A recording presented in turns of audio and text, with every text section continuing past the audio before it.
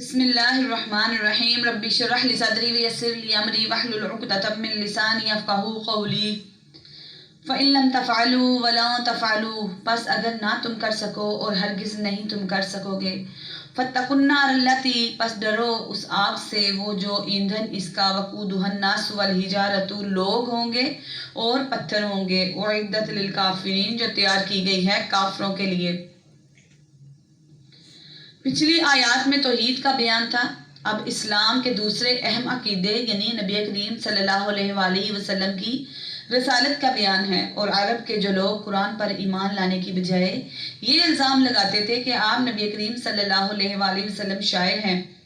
اور انہوں نے اپنی طرف سے یہ کلام بنا لیا ہے، انہیں زبردست چیلنج دیا گیا کہ اگر ایسا کلام کوئی انسان بنا سکتا ہے تو تم بڑے فصیح و بلیغ ہو،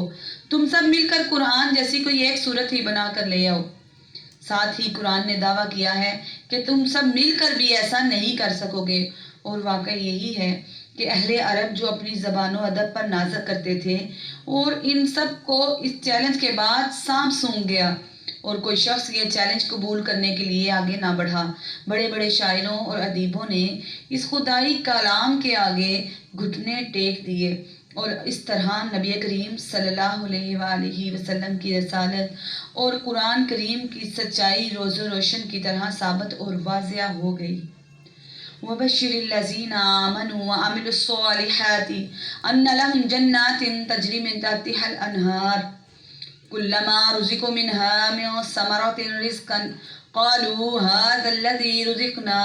مِن قَبْلُ وَأُوتُوا بِهِ مُتَشَابِهًا وَلَهُمْ فِيهَا أَزْوَاجٌ مُطَهَّرَةٌ وَهُمْ فِيهَا خَالِدُونَ۔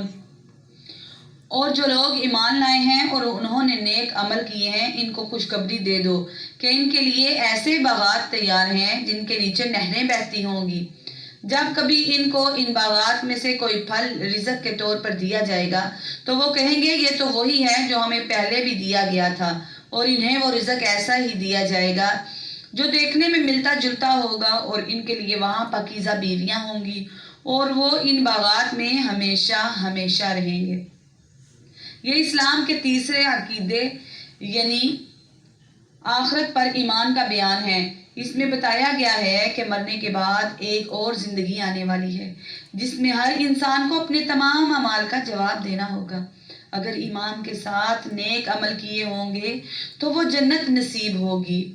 جس کی ایک جھلک اس آیت میں دکھائی گئی ہے۔ اس آیت میں یہ بتایا گیا ہے کہ جنت میں جب اہل جنت کو پھل دیا جائے گا تو وہ کہیں گے یہ وہی ہے جو ہمیں اس سے پہلے کھانے کو دیا گیا ہے۔ اس کا ایک مطلب تو یہ ہو سکتا ہے کہ جنت میں وقفہ وقفہ سے ایسے پھل دیے جائیں گے جو دیکھنے میں بالکل ملتے جلتے ہوں گے مگر لذت اور ذائقے میں ہر پھل نیا ہوگا۔ اور دوسرا مطلب یہ بھی ممکن ہے کہ جنت کے پھل دیکھنے میں دنیا کے پھلوں کی طرح ہوں گے، اس لیے انہیں دیکھ کر جنتی یہ کہیں گے یہ تو وہی پھل ہیں جو ہمیں پہلے یعنی دنیا میں ملے تھے، لیکن جنت میں ان کی لذت اور خصوصیات دنیا کے پھلوں سے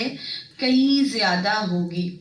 ان اللہ لا یستحیی ان یضرب مثلا ما بعودۃ فما فوقها فاما الذین آمنوا فیعلمون انہ الحق من ربهم واما الذین کفروا فیقولون ماذا اراد اللہ بہذا مثلا یضل به کثیرا ویہدی به کثیرا وما یضل به الا الفاسقین۔ بے شک اللہ اس بات سے نہیں شرماتا کہ وہ کسی بات کو واضح کرنے کے لیے کوئی بھی مثال دے، چاہے وہ مچھر جیسی معمولی چیز کی ہو